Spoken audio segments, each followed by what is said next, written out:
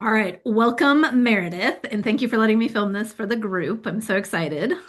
We're going to talk Yes, about of course. buy one rental a year, and I've got the black bat right here. So we've got a tradition in coaching that I like you to buy one rental for every year that you sell real estate, and this is like the celebratory swing. So if you've ever seen any of me posting black bat emojis, that's why. So, um, before we get into kind of the meat of the presentation of what we're doing, what questions are just on your mind when you're thinking about buying one rental every year? Yeah, I guess it's really like running through like what makes the most sense. Like as when building a portfolio, is it better to start with something that is good with like easy, like I know I can get this monthly in like a safe area and a safe investment, that like I know I can get, easy turnover, or is it somewhere I can go and maybe push the market a little bit, push numbers, and just to kind of see like starting wise, like where people are at with one a year. And then, like, because I know some people start and they get something with personal use and they do short-term rental versus long-term and just different goals there. Okay, perfect. So we kind of want to look at location, returns, where people Yep. start versus where they end up, and like house hack Right. versus just go straight up into the rental. Is that okay? Yep. Cool. Exactly. Yay, that's all in our presentation. So what other things have been on your mind about it? Really, we're just like starting to get started. So, obviously, like the dream would be beach house and those kind of rentals. But I think like as I've sold real estate as well, I see the ones that are in like great areas that really there's a ton of rentals in the area that stay rented for long term, and like that kind of opportunity. Just to Okay. kind of one versus the other. So kind of like weigh the lifestyle plays and like when to do that. Like some people Mhm. buy like the beach house or the mountain house and use it part-time, but also Airbnb it, like that type of stuff. Yeah. Correct. Okay, cool. Yep. Yeah, we got a little ranking for that. So, okay, what else? Anything else that's been on your mind as you're thinking about this? No, the only other piece is I just recently had two children. My husband had great paternity leave, and so we're looking at what kind of started this is retirement and how we can best use our finances, whether it's investing in real estate, and kind of building that one a year, with the goal of getting him to retire earlier as well. Okay. All right, so we need to look at retirement goals and then kind of what that financial freedom number is to get them there. Sounds like. Correct. Okay. All right. And then, guys, as you're listening to this, this is the absolute first step. Like what we're doing right now is just brain dumping. Like just get it out. I'm writing it down on my little paper as she's talking about wanting to go through where do you start, where do you end up, long term versus short term. When do you bring in the lifestyle play? How do you factor in family goals and retiring a spouse and all of that stuff? So, okay, what else? Anything else that's been on like running around your mind as you're thinking about this? No, those are kind of really like the things we're toying with and trying to weigh. Yeah, what comes first? Where's the best way to start? Okay, perfect. All right, we will go over all of that and and hopefully a little bit more. So, stop me with any questions as we go. And like I said, I'm going to take you through the presentation that just kind of goes through some of these FAQs, and you hit a lot of them already that are in there. Then I want to show you the rental property calculator, and then I like Kiavi. So if you're not going to go and get regular bank loans, which you absolutely can get regular bank loans, guys, and like credit unions are the best. They typically give you the best rates and higher loan to value, so you don't have to put as much down. So just be that's kind of a decision tree too, is like, do you want to pay using like alternative financing, which I'll show you, or regular bank loans or cash? Those are kind of some of the options. But let me Perfect. let me share my screen. All right, can you see that? Yep. Okay. So we've got buy one rental property per year. And it's the black bat, because again, that's our celebration and our marker of when you own that.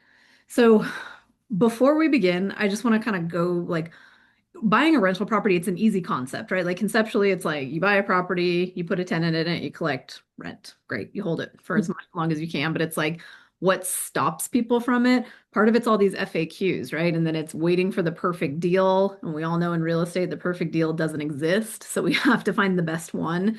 And I remember my dad, like when I was 16 looking for my first car, I remember he said something to me, because I kept looking. I like Toyota Tacoma trucks because I don't know, it's Californian in me. But I was like, he's like, Marissa, if you keep looking for the best deal, you will never get a deal. And so that has kind of always stuck in my head where it's like, if you keep just trying to find deals and not buy any of them, you'll never get a deal. So kind of that happens. Fear of repairs, right? You're not a contractor, you don't know about all that. Fear of managing tenants, that's a big one I see with people. And then over analyzing numbers, and then basically spending commissions instead of investing. That's a large one, right? So it's like, where are we going to get the money? Sales commissions is a great way, W-2, all that stuff. So then this part, I like to point out, your first rental teaches you more than 100 podcasts. So you can read and listen to books, but it's like you have to get in the trenches and actually do it. And I'm going to show you some like easy ways to kind of, I call it like instead of cannonballing into the deep end, there's some things we can do to just kind of beach entry and build as you go. So kind of depends Perfect. on personality type. And then one rental per year for 10 years is financial freedom, right? So Yeah. so that's just kind of the overview of like what I like always like to kind of think about like what gets in people's way. And those are some of the more typical ones. Okay, so then what we're going to go over today, I just want to always say you don't have to be great to start, but you have to start to be great. That's one of my favorite quotes in the whole wide world because it's like make it exist and then we can make it better, right? And so we're going to go through what already some of your questions you asked. So, what makes a strong rental location? I call it the boring rental formula for when you're first getting started. And then why new construction is the easiest first rental, and then ranking most important to least important. Where do you get the money? Where do you get the properties? Bubba math for the repairs, and then the free resources that you're going to need to kind of help you understand that. So, go through this. Any questions so far? No, I'm excited to dive in. Okay. Let's do it. So, what makes a strong rental location? So, you want to look for population growth, job growth, new schools and infrastructure, proximity to hospitals, highways, universities, and then some land constraints, right? Because if you can just keep building and building and building, it's hard to get the pricing up, right? So, you and I both live in the Charlotte, North Carolina market, and you look, right, Mhm. as the construction creeps, the price just kind of stays steady. But if you look at the ones that have like they're kind of the land constraints, like there's just not a lot more going on, that's when you start seeing property values go up.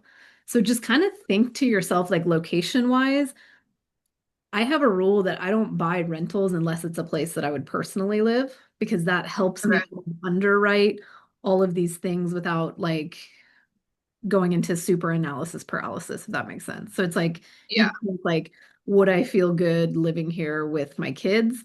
Yeah, that's probably a smart place to invest. Does that Yeah. make sense? Yeah, absolutely. And then the proximity to hospitals, highways, universities, those are all just hubs, right? So it's like transportation hubs, employment hubs. So there's always, those are anchors, right? They're employment kind of anchors of where people are going to be.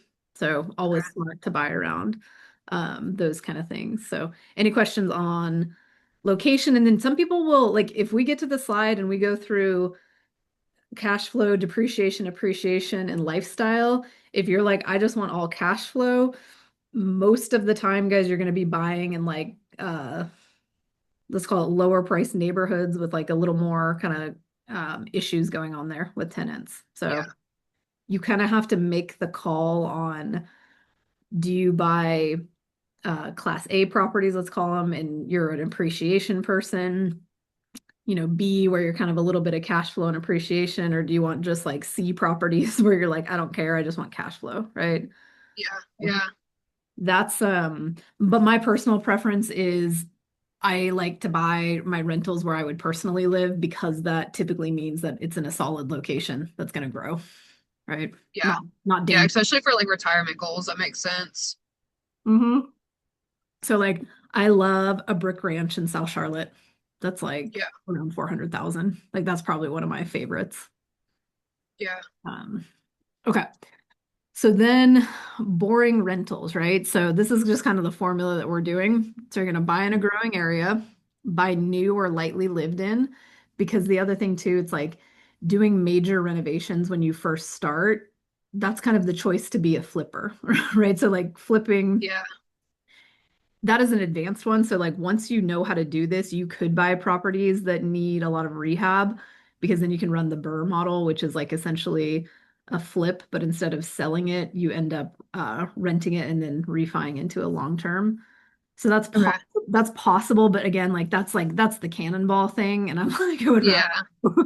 rather you beach entry. So that's why I'm like, because I want to set you Yeah. up for success forever. Because like the worst thing from my perspective is like, you save money as a family, and then you're like you buy your first rental and you get yourself into this horrendous project, and it's a bad experience, and you're like, or a bad tenant, and you're like, I'm never doing this again. So like, Yeah.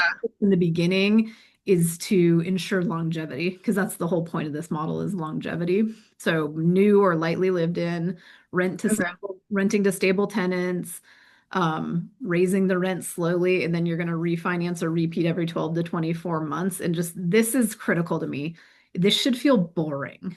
Right? So it's like Right. boring rentals create exciting wealth because all of a Yeah. sudden the way that I think about my rental properties and my real estate debt is like real estate real estate debt is eventual net worth, right? So it's just Right. boring chipping away at it year by year. So that's just if you want to go back to that, that's just this is the basic formula of what we're doing, especially in the beginning. And like I said, can you do heavy renovations? Of course you can, but that's a flip essentially. And instead of selling, you're going to put a tenant in and burn it. Great Yeah. strategy, but like not one that I recommend in the beginning. Yeah, that makes sense. I mean, in a 10-year model, do you see people around like year five kind of getting into that? Yeah, usually. Okay, that makes sense. Yeah, because you have enough experience and it's like stable enough where you're like, okay. Yeah. And then I mean truly like once people get into this, like a good cadence is like, you know, one flip, one flip, three rentals and just kind of do that. Okay. Yeah. Um, okay, then the new construction. So this is the spot that I recommend everybody start at is buying a new construction as your first rental. Why?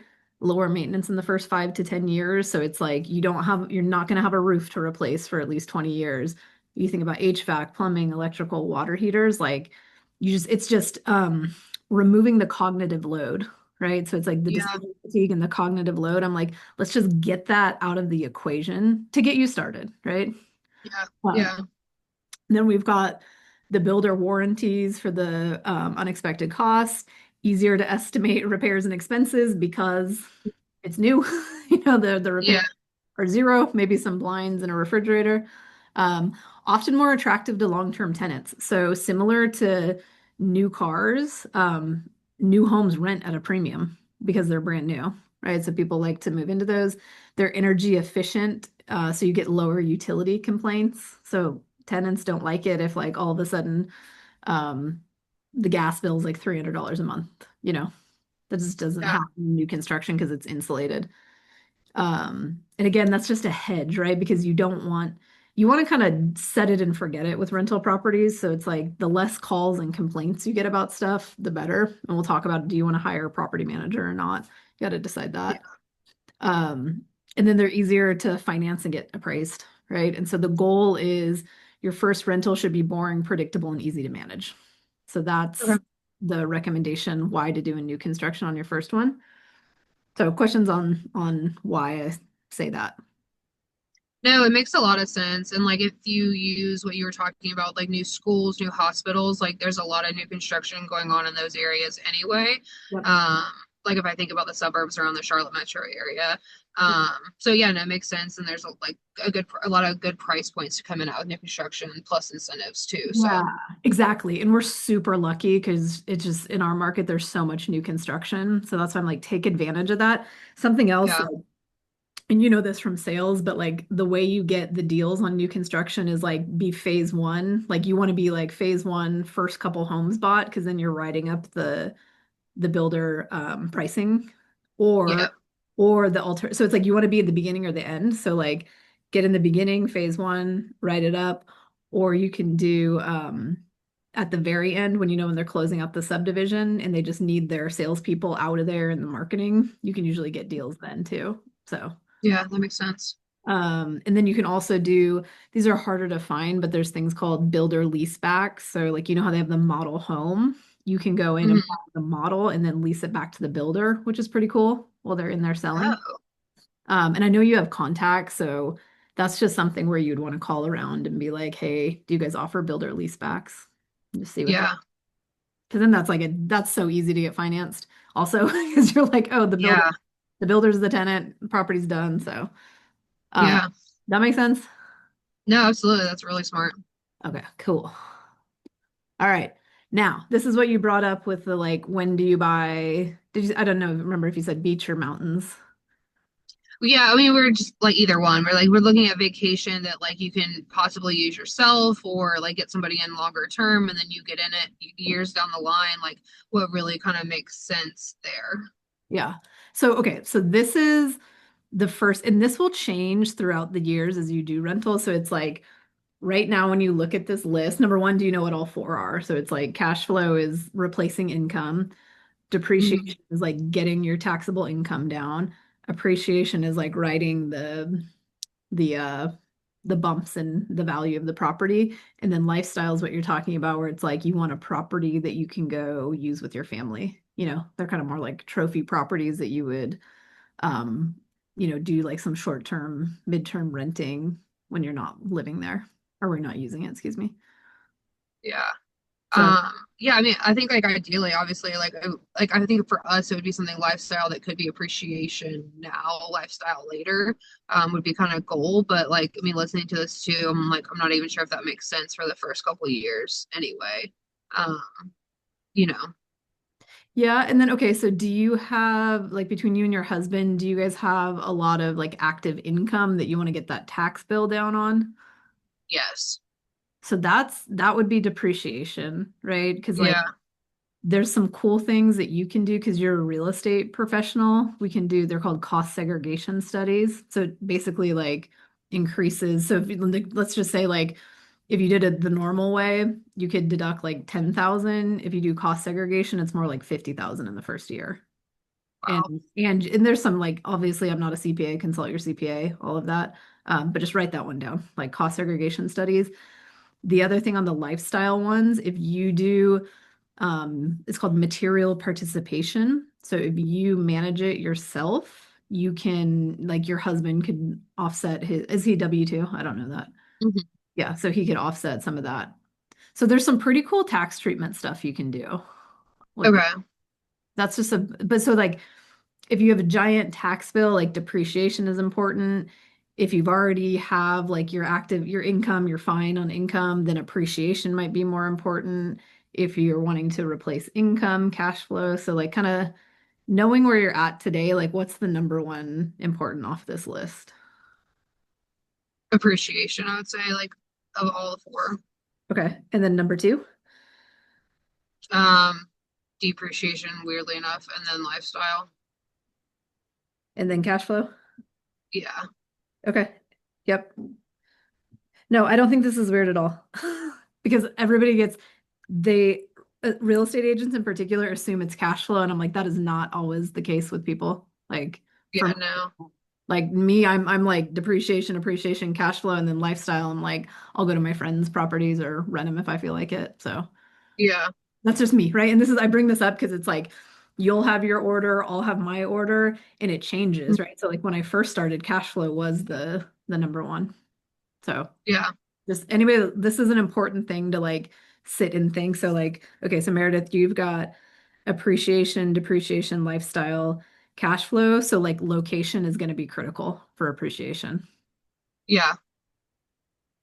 Does that make Yeah, sense? that makes sense. Yeah, absolutely. Okay. Does anything about your order surprise you? Yeah, yeah, I would didn't think we would be here, but like kind of thinking through it, like for this being like long-term goals for us and things that we plan to hold and we don't need the cash flow on it. And like eventually just turn it into, more income down the line. Yep. I think it makes sense to tackle it this way. Yeah, and then let's say like the cool thing is too, like let's say, you buy something for like 300, it goes up to 400. I'm just using numbers. You can do cash out refinances. So you just refi the property and the cash that you get out of it is not taxable because it's debt, which like that's like the other thing that just will start blowing your mind where it's like, oh, Yeah. Well, look at that. You know? Yeah, yeah, rolling that into something else too. Yep, exactly. Yeah. So you see, and it's like, I don't, this like start with the first one. Remember, that was like the whole thing. And then like, Yeah. I'll start showing you like, yeah, there's some really cool things you can do immediately with some of the tax treatment and then long term with some of the refi and like cycling the money. So, Yeah. okay. But this will change, right? So it's like you got your order now. It'll change through the years as like, and who knows, like the kids get older and things just change. Maybe they don't though. Right. Okay, so now where are we going to get this money from? So this is a big ass slide. Okay, I'm just gonna read it. So there's a couple we can cash, primary hop, traditional loans, DSCR. Wait, real quick, Marissa, I'm still on the slide of how to buy one rental property per year. Oh no, let me see. Let me give me just a sec. No, because I have it on my wrong screen.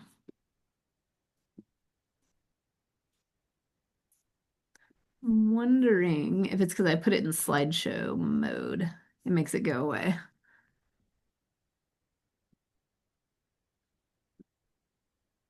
There. All right. Can you see if I'm clicking through them like this? Yep, I can. Okay. All right. So we did buy one rental. Why most people don't buy their first rental, what we're going through, strong rental locations. With appreciation, these are really important for you. Boring rental, what we're doing. New construction is your easiest path in. Then we ranked what's important. Um, Now we're getting into how are you actually going to pay for it. So this slide has cash, the primary hop, traditional bank loan, DSCR, hard money, seller financing, HELOC, private money loans, and other. Okay. So Okay. cash, where's that? Like cash is an obvious one. You can get it from bank accounts, retirement accounts, job sales, flipping friends, investments, wherever, right? Wherever you're going to get Mm, cash from. Primary hop is an interesting one. My guess with two little ones, you're probably not into this one, but you want to kind of touch on it because you can use like FHA loans that are like 3.5% or conventional at 5%. And mhm, as long as you live in it for a year and a day, so it's like buy a property, you live in it for a year and a day, put a renter in, buy the next one. And so what you're mhm. doing there is like rental properties, the down payment's about 20%, right? So that's something people need to know.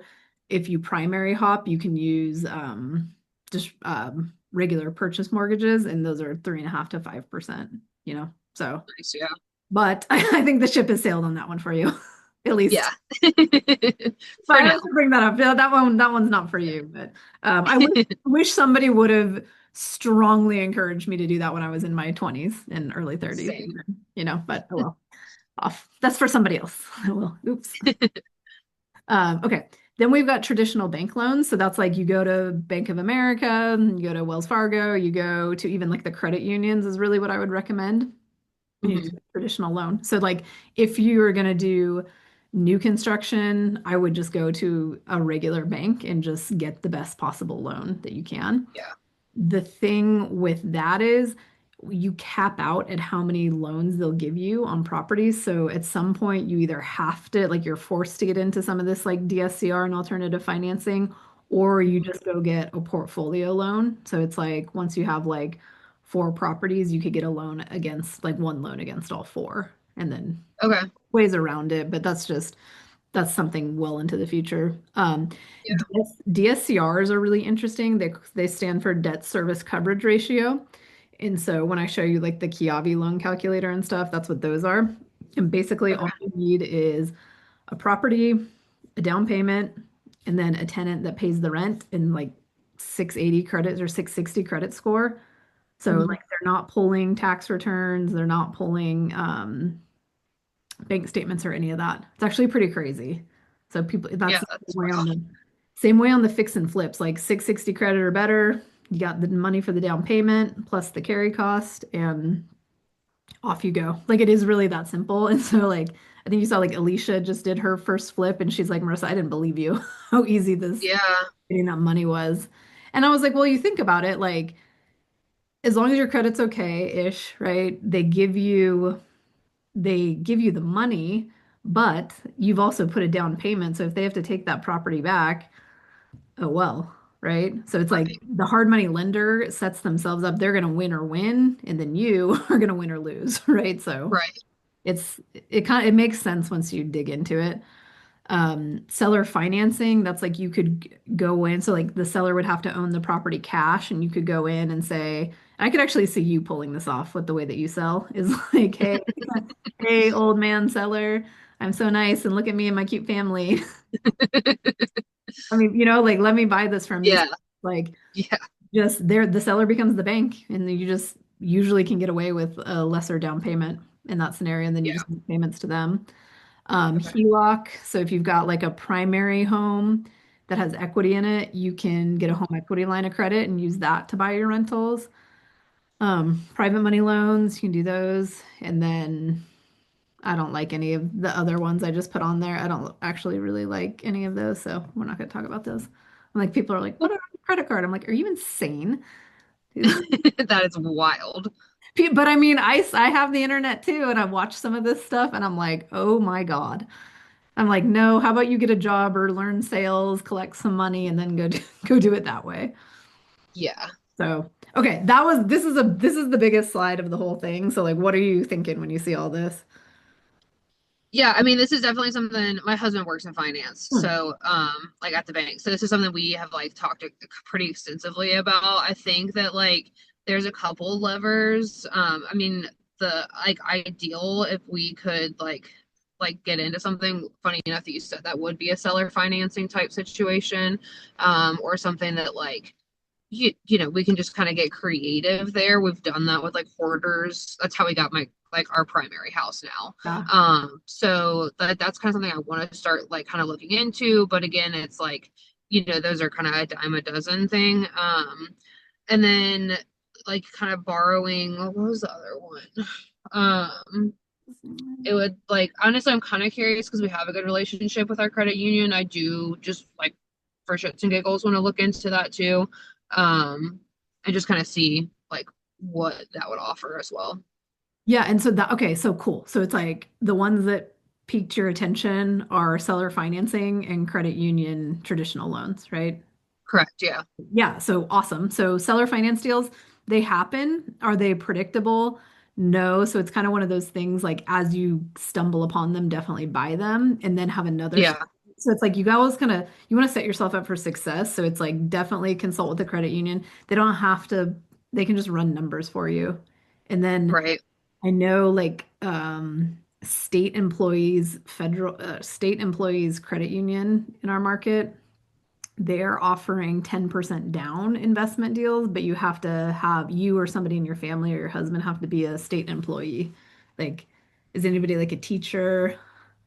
So I've had that account since I was 6. So we are members there. And Oh I've had a yeah. family member like at the time when I was a kid, and like we've signed up everybody since then. So yeah, we do bank with them, and that's why as soon as you said that, I was like, oh, I should definitely look into state employees. Okay. So Huge tailwind. So now yeah, think about that. So instead of 20% to get one, now you can have 10% to get two. Like it's pretty, yeah, that's where this like buying one a year, like when I first say that, people are like, you're insane. How are you supposed to buy one a year? And I'm like, just do the first one. And then it starts revealing itself because you learn this. It's like, okay, yeah. cool. State employees credit union, you can do 10% investment properties. Unreal, right? That is crazy. And then seller financed. I mean, some people have been able to get those in coaching at like 0% interest, which I mean, you can like significant. So your husband will dig this one. You can, so let's say a property is like 300 and you buy it at like a 6% rate or 7% rate. That's the Mhm. other thing. Investment properties typically 1% higher than traditional um, primary mortgages. But Mhm. with the seller financing, if you can negotiate a deal, let's say I was like, oh, I'll pay you 400, but I want 0% interest. I Mhm. actually, that person thinks that I've just overpaid by 100,000, but because of the way loan interest works, I've just made out like a bandit. Yeah, yeah. So if you look at the final numbers on closing disclosures, it's crazy. And a lot of people don't realize like the walk away numbers there. Well, in the first, and so like Amortization calculators, they're not, or it's not straight line. So it's like the first 5 years of a mortgage, it's like mostly interest. So if you can get Yeah, away with like low to no interest on a seller finance deal, you can also sweeten the pot by, I'm not saying pay 100K over, but like you could right. easy pay 25 to 50 over, and Yeah, everybody feels like they're winning, which is cool. that's smart. Yeah, So, okay, cool. So for you, this is exactly what I wanted you to do was like look at all the options and then pull the two away that you wanted. So seller finance, yeah, state employees credit union, beautiful, right? yeah.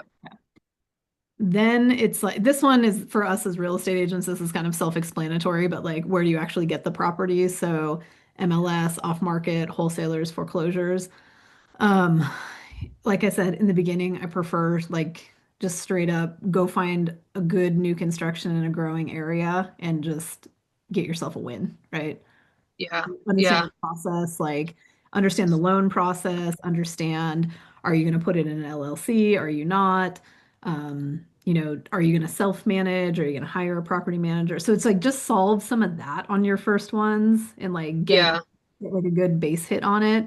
Then you can start getting into like, the seller finance, the properties that need work, and then MLS too. And you know this, real estate agents makes mistakes all the time, like all the time. yeah. They list stuff, they don't know what they have. So like one of the last properties I bought, it was like they had it listed as a 3-1, but it was actually a 3-1.5. So it was like a Hmm. $1,000 mistake in my favor. So I bought that Yeah. one. Um, Another one I just bought, it's like a land position that they had as like a residential thing, but it's like the zoning and the density is like sky high and like they didn't know what they had. So Wow. anyway, so don't poo-poo MLS. That's my people always like, Yeah. "Oh, I want off market," and I'm like, why? It's like a deal's a deal. And then Yeah. MLS is better because they've already like raised their hand and said they want to sell, you know? Right. So but anyway, any questions on these four? Wholesalers, I No. like. People complain about wholesalers, but I'm like, they're doing a job, so pay them for it, you know? Yeah. This is Yeah. right. Okay, so that one's explanatory.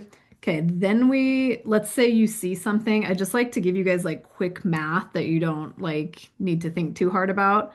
So I Yeah. call it Bubba math. So when you're looking at repairs, I want you thinking $20 a foot, $40 a foot, 60 a foot. And so Okay. if it needs like light rehab, we're talking like paint, carpet, some fixtures, maybe a water heater. 40 would be maybe a kitchen or a bath needs to be updated. And then Okay. 60, we're talking like bathrooms, kitchens, like maybe some foundation work. And so Okay. it helps you. So it's like if we've got 1,000 square foot property with cosmetic, we're talking 20,000, then 40,000, 60,000. Does that make sense? Smart. Yeah. Yeah. Because the three critical numbers are how much you're going to buy it for, what the repair is, and then the monthly rent. And so Hmm. the repair, why I'd like the new construction, because that's just again, we're removing cognitive load. It's like it's just zero, right? There's zero, Yeah. there's no hiring contractors, there's no scopes, there's no bids, there's no supervising, blah blah blah. Yeah. So that's why I like and it's like you may do new construction forever or never, but it's like I just like to really bring that one up as a very viable option. Then Yeah. monthly rents, you can get those off Zillow, honestly, is not so inaccurate anymore. And then you can ask a property manager, and then you can pull rent comps off MLS. Okay.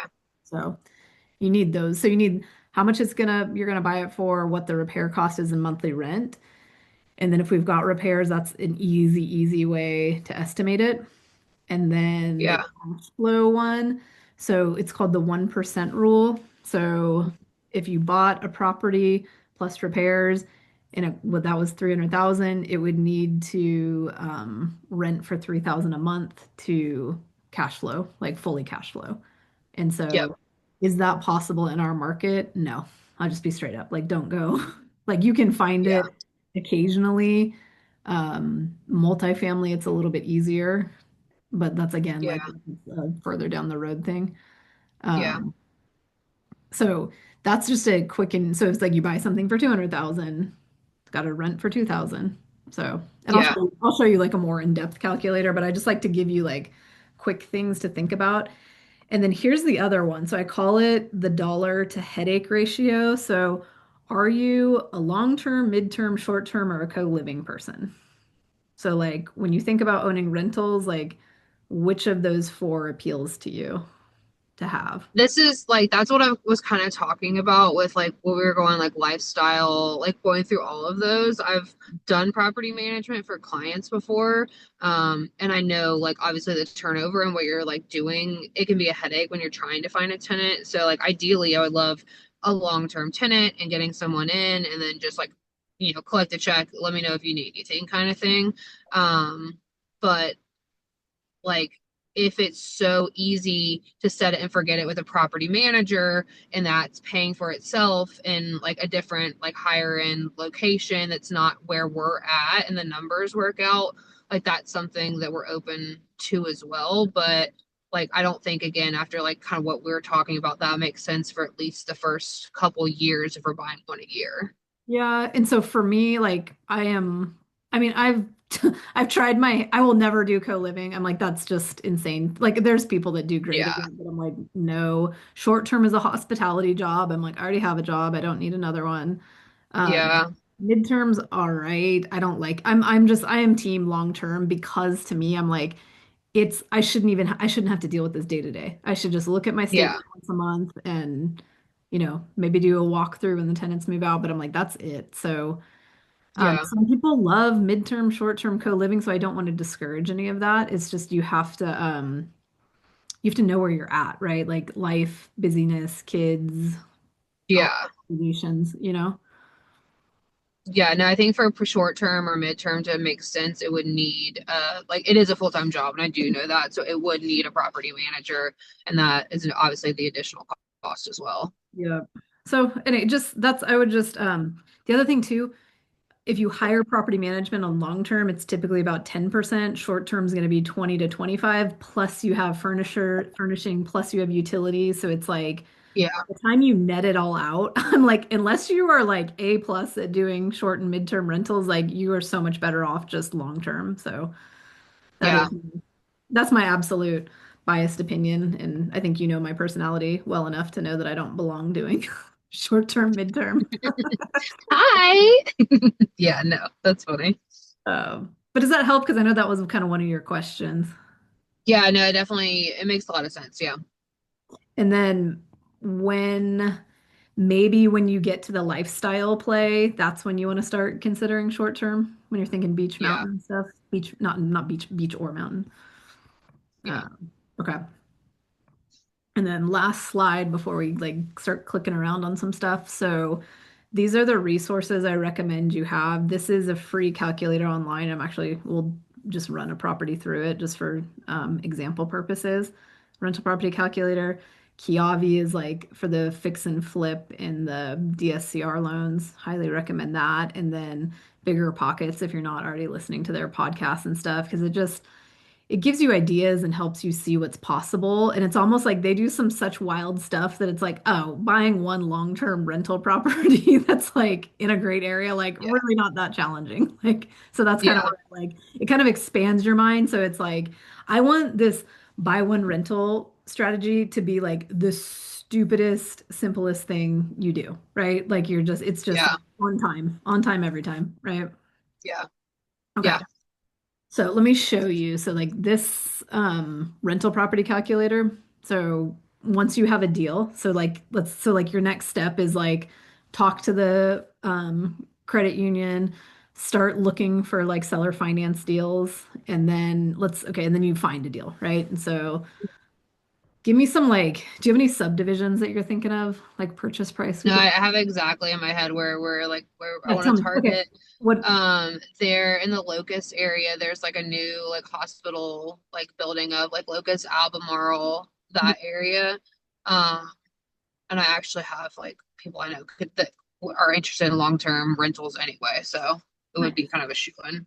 Cool. What's the purchase price? That's I want to look at. They do have some new construction going on in that area around 300. Oh, that's incredible. Okay, so 300. So we just put the purchase price in and oops, not, I wish 30,000, but no. One more zero. Okay, 300,000. Are we using a loan? Yes. Yeah. Um, do you want me to do the 10% or the 20%? Let's do 10% for this one, please. All right, 10%. Interest rate, I'm gonna put it at like 6.5, just because a little bit Yeah. higher with rental, and it may be lower because it's a credit union. So okay, we're gonna do Yeah. 30 years. Closing costs, do you think we're good at 6,000? Yeah. Okay. And then need repairs, yes, you could put the repair cost in, no, because we're gonna do new construction. Property tax, do you have an estimate on that? I don't. Okay, so Charlotte's 1.29, and I'm assuming Locust has to be less than that, right? Yeah. Yeah. I honestly 1%. have no idea what it is. Let's just say 1%. So that's like of the purchase, so that's 3,000 a year. Yeah. Okay. That sounds And, right. and then insurance, like homeowners insurance, 1,200. Mm-hmm. HOA fee, what do we think? It's probably like 20 bucks a Those are month, so minimal. Yeah. Yeah. maybe. Um, Maintenance, 2,000 a year. I think that's fine. So that's the other thing too on new Yeah. construction. We're not going to have that's an over, and then other costs are just I don't even think you need that, especially with new construction.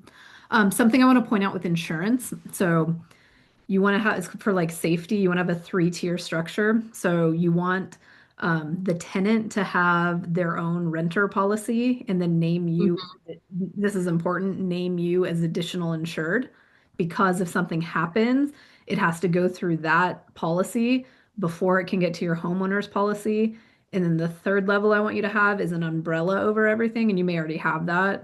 Do you know what like an umbrella policy? It's just liability over like Yeah. all Yeah.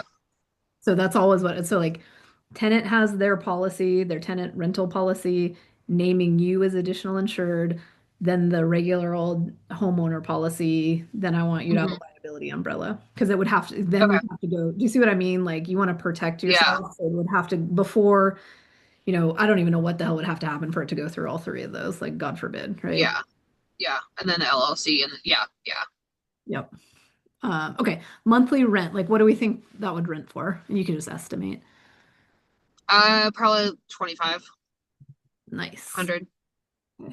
2,500, no other monthly income, vacancy for the year, 5%. That sound? Yeah. Um, and then management fee. So if you're going to self-manage, it's Zillow Rental Manager is where I suggest you do that through because they will Okay. pull credit, employment, like do all the background check, plus draft some of the leases. Okay. Do you think you're going to self-manage or hire a property manager? For that area, I would self-manage. Okay, so we'll put it at zero, but just know like if you're going to hire a manager, it's typically half the first month's rent and then 10% ongoing. And then once you Yeah. have a portfolio, you can get that down. Okay. Okay, value appreciation, what do we think? 3% a year, more or less? Yeah. For that Okay. area. And then how long do you plan on holding it? 30 years. Forever. That's what I'm like, forever. Yeah, like yeah, never Um, selling. we'll say cost to sell 8%, whatever, commissions and stuff. But okay. Yeah. So do all of these numbers that we just put into the calculator make sense, like the inputs? Yes. Okay, cool. Then we go calculate. Okay, so now do you see, I know you're in your car, but because you see it, so it's like, Yeah. um, so this is actually a pretty good scenario, Meredith, because this is the annual and the monthly. So you're Hmm. actually cash flow positive 150 bucks a month, which is really nice, Okay. Yeah. especially for your goal, right? Like I was like, and then Yeah, and by these the way, numbers when are we get off, awesome. I was like, text me what you're talking about when we get off of this. Okay, so so total profit, so it's like over time, that's a pretty cool number. A million Hmm. made. Um, your cap rate, that's not really that important with residential real estate, but it's like total rental income over those 30 years, like almost 1.4 million. Mortgage payment, 614, total expenses, and then it just nets you out. And then this your husband will love and like geek out on. It like breaks it down year by year. So you can Yeah, that's awesome. so you can start seeing this. I know you're on your phone, so like you can look at this later with him and like. Yeah. But like basically, you got a good one on your hands because you're in a growing area, so it hits your appreciation. Depreciation will happen just because of how you'll set it up tax wise. Yep. Um, and then to me, so here's my, and this is my rule. If I feel like I've got a great property in a great area, I'll straight up be fine with putting like 500 bucks a month into it because I know over time the rents will go up, value goes up. So I'm like, Yeah. who cares if I have to put 500 bucks into a great investment every month? Wonderful. I should. Yeah. But like this Yeah. Yeah. scenario, you're cash flow positive, which is great. That's awesome. Yeah. All right. Perfect. What we got? That's my get you juiced up, get you started No, presentation. I'm like ready to make phone calls now. Yeah, no, that's like I didn't think about it from the new construction standpoint. I mean, it makes sense for especially for something we're planning on holding for a long term, just to get in and get it like first ones in. Um, yeah, no, this is all really, really good information. My wheels are just going now. Yeah, that state employees credit union, um, Yeah. fantastic. Oh, you can do because even that, like, then you need like what, 30, so 30,000 for the down payment, and then Mhm. maybe 15 to like for closing, and then to have a little cushion in the account, Yeah. you know? Yeah, no, that's awesome. So that's the next That's step, really right? doable. Is like get an actual property, go take it to like wherever you're going to get the loan. And then, okay, Yeah. and then you go. So here's the thing. You either already know where you're going to get the 45K or now you have a goal and you're like, oh, okay, well, I'll go sell three more houses and like divert it into, well, I'm not talking about like wherever, like you get it from you. Yeah. Like Yeah. you could, there's plenty of places to get the 45K from. So 100%. Yeah. hopefully like so it's like knowing the strategy and you just we did a lot of like reducing cognitive load if you that's kind of if you Yeah. like that's my whole thing with like how I coach is like how do I get cognitive load low enough and decision fatigue low enough so you'll actually go do Mhm. something. Yeah, and especially as a mom, that's like, yeah, no, I feel like now I have like, yeah, because I mean, I'm like, we were all over the place and what makes sense and where to start, but like, this is like a no-brainer, knowing the bank, knowing that like I have a tenant I could easily put in there.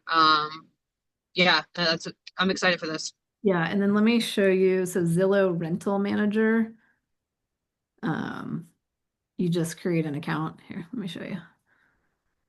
Super straightforward, right? I manage smaller properties, list them. Here you go. Get started, right? Like Oh wow, yeah, that's simple. post your listing. Anyway, but like I also like one thing at a time, so it's like get the property under Yeah. contract and then come back. I'll be like, okay, let's talk about how to do Zillow Rental Manager. But okay, to recap, you made so many decisions today and like narrowed. So it's like you decided you're a Yeah. long-term rental person. You decided state Mhm. employee credit union is probably the best place for you to get the money out of all of those. You picked Yeah. out location that's strong and growing. You decided Mhm. appreciation is your most important thing and like worked backwards from there. So you just did Yeah. a ton in what is this, an hour that we've been on here? Yeah. No, I'm excited. Thank you so much. This is all really, really good information. Okay, and then you gotta swing this for me when you when you buy All it. right. I'll come in and You have to we show swinging up. You have bats. to show up in person to something. I will. I will. All Thank right, you. let me stop recording.